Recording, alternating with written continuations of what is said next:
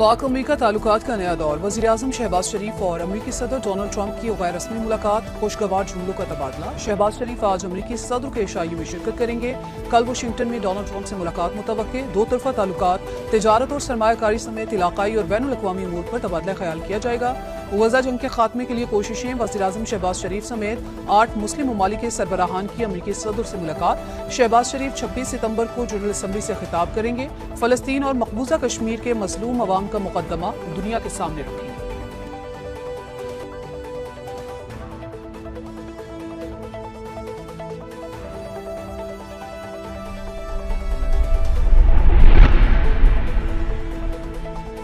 वज़ीर-ए-आज़म से MD-IMF Kristalina Georgieva की मुलाकात। आलमी मालियाती इदारे की तामीरी शराकतदारी और बरवक्त हिमायत का इतराफ़। कहा, इस्लाहात की बदौलत पाकिस्तानी मईशत मुस्तहकम हो रही है।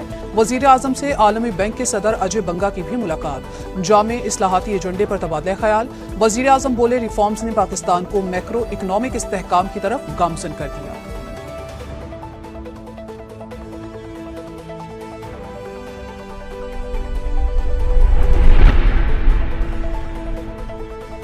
फ़लस्तीन को तस्लीम करना हमास के लिए जबरदस्त इनाम होगा। मज़ाहमती तंजीम तमाम यरगमालियों को रिहा करे।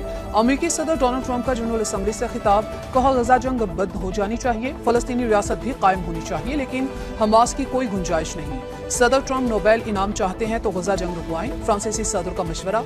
कहा, फ़लस्तीनी रियासत को तस्लीम करना हमास को फ़ायदा पहुँचाना नहीं। अगर इसराइल ने पाबंदियाँ लगाई तो जवाब देने के लिए तैयार है। कत्ले-आम पर खामोश नहीं रहेंगे।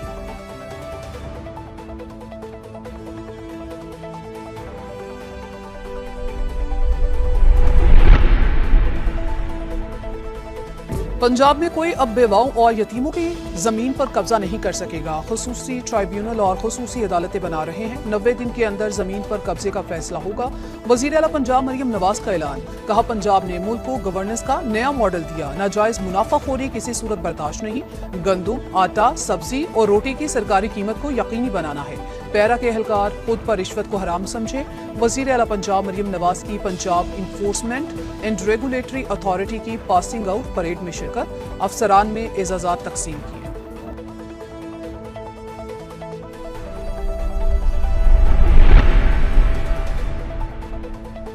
और फिटनेस सर्टिफिकेट, गाड़ियों की मुकर्ररा उम्र की हद और जदीद हिफाजती निज़ाम अब लाजमी होगा। सिंध मोटर व्हीकल रूल्स में तरमीम कर दी गई। शर्जील इनाम मेमन कहते हैं, खिलाफ वर्जी की सूरत में गाड़ी मालिकान पर भारी जुर्माना होगा।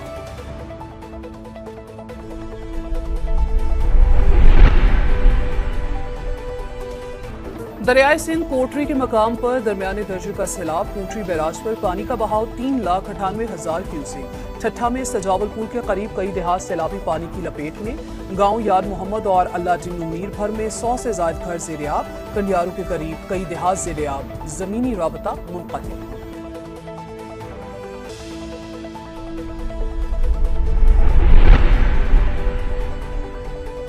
सिंध के 14 अजला की 28 नशिस्तों पर ज़िमनी बल्दियाती इंतखाबात के लिए वोटिंग जारी। सिक्योरिटी के सख्त इक़दामात। पोलिंग शाम 4 बजे तक जारी रहेगी। कराची के 3 अजला में पीपल्स पार्टी और जमात इस्लामी के उम्मीदवारों के दरमियान सख्त मुकाबला मुतवक्के।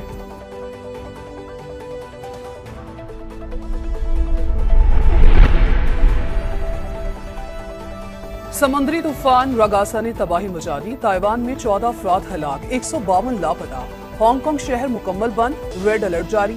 तेज हवाओं से दरख्त उखड़ गए। साहली इलाकों से हजारों अफराद का इनखला। सुपर टाइफॉन चीन की जानिब बढ़ने लगा।